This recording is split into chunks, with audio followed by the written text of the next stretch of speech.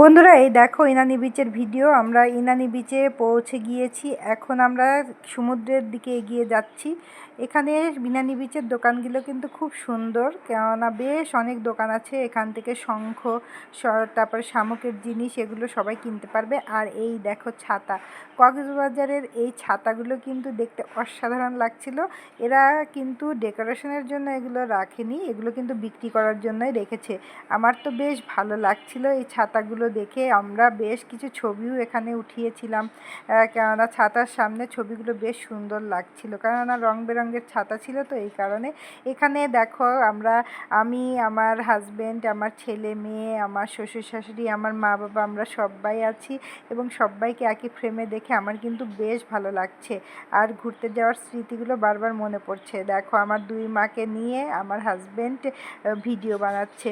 আমার দুই মা কিন্তু খুবই সুন্দরী এবং খুবই স্মার্ট। এই দেখো আমার দুই মা কি সুন্দরভাবে এগিয়ে যাচ্ছে এবং সুন্দর করে ভিডিও করছে। এবং এই বিচের সামনে এসে আমি তো একদম কি বলবো, মুগ্ধ হয়ে গিয়েছিলাম। এত সুন্দর, এত সুন্দর এখানকার ভিউ আমার লাগছিল। বিশেষ করে এই পাথরগুলো দেখে আমি তো একদম মুগ্ধ হয়ে গিয়েছিলাম। মুগ্ধ হবই না বা কেন।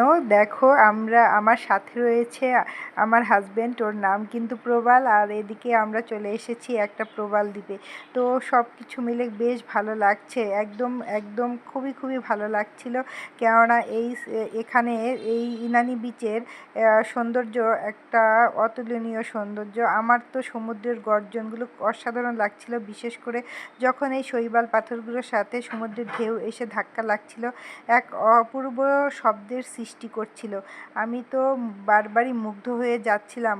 আমার তো এই ভিডিওগুলো দেখে এখন আবার মন চাচ্ছে আমি যেন এখানে চলে যাই, এই রকম মনে হচ্ছে।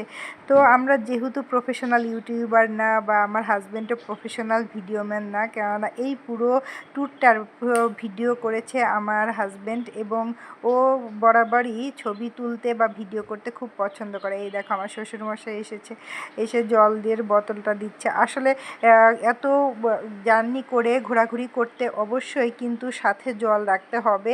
অনেকে ভাববে যে জল নিব না সাথে, কিন্তু এই ঘোরাঘুরিতে যে কোনো ট্যুরেই বলো তোমার কমফোর্টেবল জুতা থাকা লাগবে, আর হচ্ছে জলের বোতল মাস্ট থাকতে হবে, আর হালকা পাতলা খাবার সাথে নিয়ে যেতে হবে।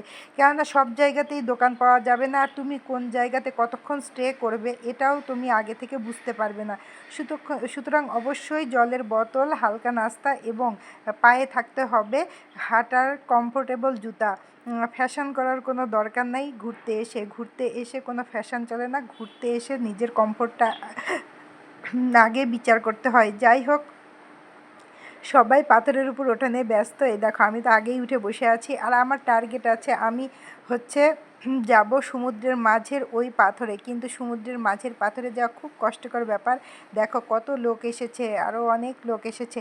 আমি সমুদ্রের মাঝখানে অনেক ভিতরে একটা পাথর ছিল, আমার খুব ইচ্ছা ছিল ওর উপর দাঁড়িয়ে একটা ছবি তুলবো। ওই যে দেখতে পাচ্ছ না ওইগুলোতে। আমি যদিও এক্সট্রা কাপড় চোপড় নিয়ে যাইনি, ভিজে যাব, তো এই জন্য আমার আর যাওয়া হলো না। কিন্তু যাওয়া যেত। কিন্তু আমার মেয়ে আবার আমার দেখা দেখি বায়না ধরেছে, সেও যাবে। দেখো মেয়েকে নিয়ে এখন এগোচ্ছি, কিন্তু মেয়ে তো অত দূরে যেতে পারবে না, অত ভিতরে।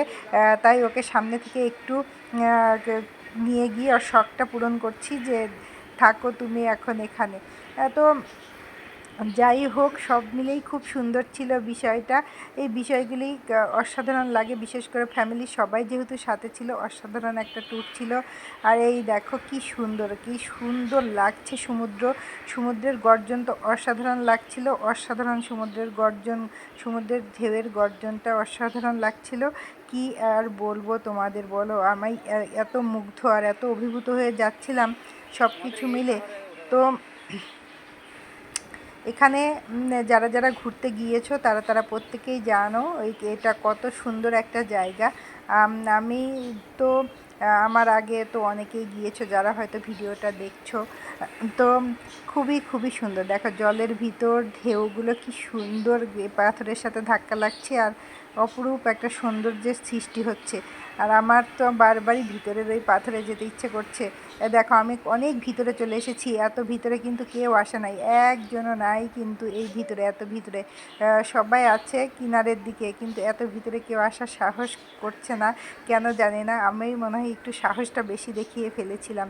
তো আমার ছেলেও আসতে চাচ্ছিল, কিন্তু অত দূরে না আসাটাই ভালো, এই জন্য আসাটা সবাই মিলে অত দূরে না যাওয়াটাই ভালো। ওর বাবা বারবার বলছিল, এই কারণে ও আর আসছিল না। আমি বললাম আমার ব্যাগটা নিয়ে যাও, ও আমার হাত থেকে এসে ব্যাগটা নিয়ে যাচ্ছিলো, কেননা ব্যাগটার জন্য আমার একটু অসুবিধাই হচ্ছিল হাতে ব্যাগ রেখে মেয়েকে নিয়ে এই পাথরের মধ্যে ভিডিও তৈরি করা। আর পাথরের উপর কিন্তু বেশ, যেহেতু সবসময় জল আসা যাওয়া করে, একটু শ্যাওলা ছিল, যে কোনো সময় পিছল পড়ে যাওয়ার সম্ভাবনাও ছিল। তো যাই হোক, খুব সুন্দর লাগছিল, দেখো কত সুন্দর, কত সুন্দর। আমি আবার আমার মেয়েকে বলছি তুমি এখন যাও, আমি একটু ভিডিও করি, কেননা আমার ও থাকলে পরে আমি ঠিকমতো এখানে আমার সৌন্দর্যটা উপভোগ করতে পারবো না। এইখানে আমাদের বেশ সময় লেগে গিয়েছিল ঘুরতে, কেননা অনেকটা সময় চলে গিয়েছিল এইখানে, আমার এইখান থেকে ফিরতে ইচ্ছা করছিল না। এই কারণে মানে এত সুন্দর একটা জায়গা, মনে হচ্ছিল যে এখানেই থেকে যাই, এত সুন্দর। তো যাই হোক, সবাই মিলে জায়গাটা উপভোগ করেছে, এটাই হচ্ছে বড় কথা। এখন আমি আর আসতে চাচ্ছিলাম না, আমার হাজব্যান্ড আবার আমাকে ডেকে নিয়ে আসছে, এই চলো এখন চলো।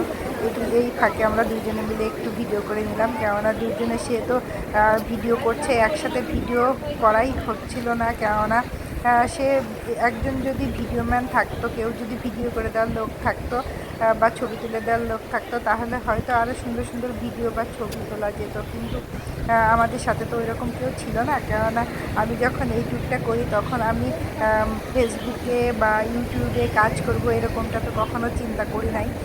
তো এই কারণে ওই রকমভাবেও কখনো চিন্তা করি নাই, জাস্ট এগুলো শখ করে এই ভিডিওগুলো তোলা হয়েছিল, ছবিগুলো তোলা হয়েছিল, কিন্তু সেগুলো এখন আমি দেখো ফেসবুকে ছাড়ছি, তাই না, কত স্মৃতি এর সাথে জড়িয়ে আছে। আর এটা কিন্তু ফেসবুক ইউটিউবে ছাড়ার জন্য কিন্তু এগুলো তোলা হয় নাই, কিন্তু আসলে তোমাদের সাথে শেয়ার করতে আমার এগুলো খুব ভালো লাগছে। ফেসবুক ইউটিউব যেখানেই বলো না কেন, এগুলো আমি এখন শেয়ার করছি তোমাদের সাথে, আর এই শেয়ারটা আমার কাছে খুবই খুবই ভালো লাগছে।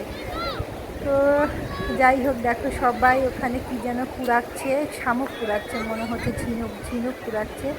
ঝিনুকের ভিতর সবাই এখান দিয়ে খুঁজে খুঁজে দেখছে, এর ভিতরে আমিও একটু দেখছি, বেশ কিছু কাঁকড়া চোখে পড়ছিল, মাছ চোখে পড়ছিল, এই পাথরগুলোর ফাঁকে ফাঁকে বেশ মাছ এবং পাথরের ফাঁকে ফাঁকে কাঁকড়া, তারপরে ঝিনুক, এগুলো দেখা যাচ্ছিলো। তো এগুলো কুড়াতেও বেশ মজা লাগছিলো। ওইদিকে আমার মেয়ে বায়না ধরেছে যে ঝিনুক কুড়িয়ে দেওয়ার জন্য, এই জন্য আমার মা দেখো ঝিনুক কুড়াতে লেগে গেছে, কেননা তার নাতনি বায়না করেছে এখন ঝিনুক কুড়াতেই হবে। আর নদী এলাকার লোক আমরা, এরকম ঝিনুক খুঁড়তে মোটেও সমস্যা হয় না, ঝিনুক কুড়ানোর আমাদের অভ্যাস আছে, কেননা একদম আমার বাবার বাড়ির সাথেই নদী। তো দেখো আমার মা আমার মেয়েকে বেশ অনেকগুলো ঝিনুক কুড়িয়ে দিয়েছিল, অনেকগুলো শামুক ঝিনুক কুড়িয়ে দিয়েছিল। তো যাই হোক, দেখো আমি মাকে বলছি, মা অনেক সময় চলে গেছে, বিকাল হয়ে গেছে, দুপুরের খাওয়া দাওয়াও কারোর হয় নাই, সেই সকালে বের হয়েছিলাম হোটেল থেকে নাস্তা করে। তো নাস্তাটাও বেশ ভারী ছিল, কেননা আমরা হোটেল সিমনে ছিলাম, ওইখানে সকালের নাস্তাটা খুব খুব ভালো নাস্তা, ভারী নাস্তা দেয়, এবং যে যত খেতে পারে ততই সে খেতে পারবে। তো আসলে তো একসাথে অত বেশি খাওয়া যায় না, তারপরেও নাস্তার কোয়ালিটিটা খুব ভালো ছিল। যাই হোক, রাস্তায় আমরা টুকিটাকি কিছু খেয়েছিলাম, কিন্তু এই বিচগুলোর আশেপাশে কোনো ভালো হোটেল নেই যে আমরা বসে খাবো, ওই রকম খাওয়ার ওই রকম হোটেল ছিল না, তো আমাদেরও খেতে এই জন্য ইচ্ছা করছিল না। টুকিটাকি খাওয়ার স্ন্যাক্স বা নাস্তা করার জন্য দোকান ছিল, কিন্তু ওই দোকানগুলোতেও ঢুকতে ইচ্ছে করছিল না, কারণ পরিবেশটা ওই রকম ছিল না।